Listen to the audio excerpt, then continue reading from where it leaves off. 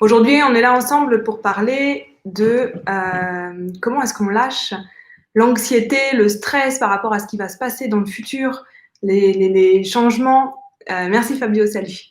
Les changements qu'il peut y avoir, enfin, qu'on peut vivre dans notre vie, ce qu'on ne sait pas. Il y a beaucoup aussi de stress et d'anxiété par rapport à l'incertitude. Et on est là pour parler de ce sujet aujourd'hui et de comment est-ce qu'on peut se sentir beaucoup plus serein, plus confiant par rapport à ça, et que tout se passe de manière beaucoup plus fluide. C'est une question qu'on me pose régulièrement de comment est-ce que je fais pour être autant confiante dans la vie sans être attachée au résultat ou stressée par rapport à ce qui est en train de se passer.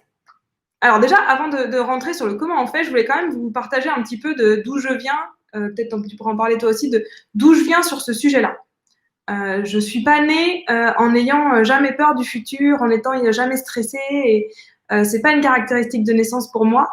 Quand j'avais, je dirais, dans ma vingtaine, entre 20 et 25 ans, c'était quelque chose le futur me stressait énormément. Quand j'avais une vingtaine d'années à peu près, j'ai commencé à faire ce qu'on appelle des crises d'angoisse. Je ne sais pas si vous connaissez, si vous avez déjà vécu des crises d'angoisse. Avec une de mes clientes, on avait été justement aussi faire le lien entre les crises d'angoisse et ses capacités de voyager dans les différents mondes, et donc ses capacités chamaniques.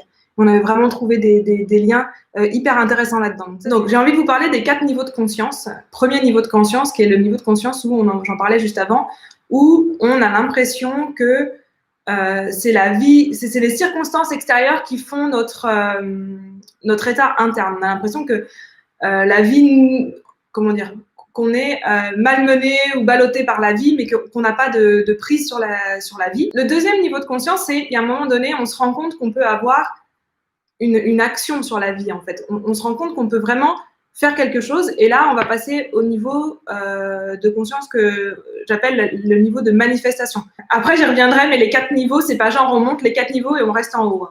Si je maîtrise la loi de l'attraction, c'est que c'est déjà que... On est déjà pas mal. On est déjà pas mal, quoi. Mais c'est que le deuxième niveau. Le troisième niveau de conscience, c'est quand on laisse la vie... C'est quand on se laisse être un instrument de la vie. Je vais prendre un exemple. Je vais prendre l'exemple de mon oracle. Quand j'ai commencé à créer l'oracle là au début de l'année, c'était pas du tout quelque chose que j'avais décidé avant. C'est pas quelque chose qui était sur un tableau de visualisation que j'avais fait. C'était absolument pas quelque chose qui était prévu dans ma vie. Le travail que j'ai dû faire pour passer donc du niveau de manifesteur à donc là c'est au niveau de canal. On canalise l'énergie de l'univers pour créer dans la vie.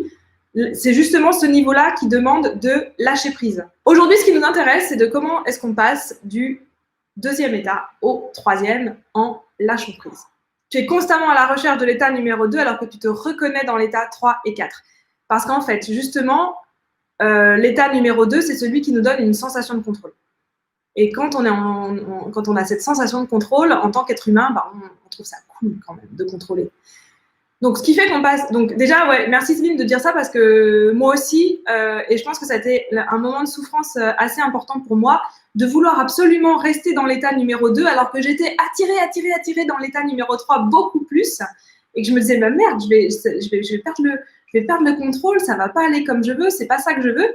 Parce qu'en fait, en tout cas, de la manière dont je l'ai vécu, c'est qu'en me laissant attirer dans l'état numéro 3, je ne sais pas ce qui va se passer. Je peux pas faire un tableau de visualisation en me disant ma vie, elle va être comme ça, comme ça, comme ça, je vais attirer ça, je vais attirer ça, je vais attirer ça. C'est plus possible.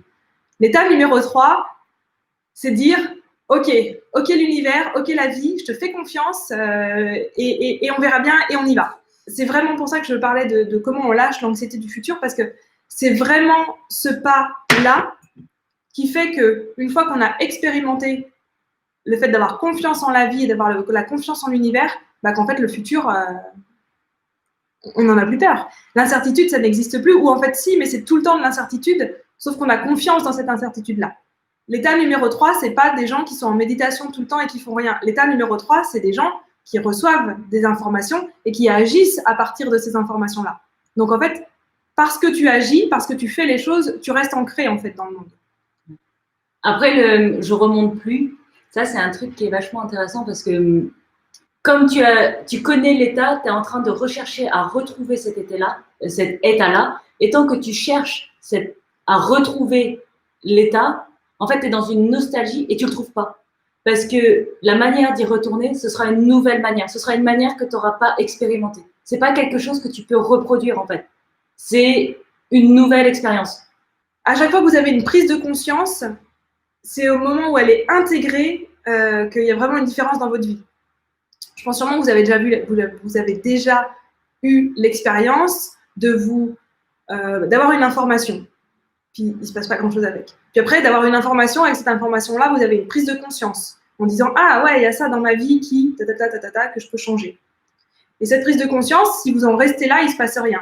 Si vous pratiquez des choses pour que la prise de conscience fasse un vrai changement dans votre vie, là, vous êtes dans l'intégration.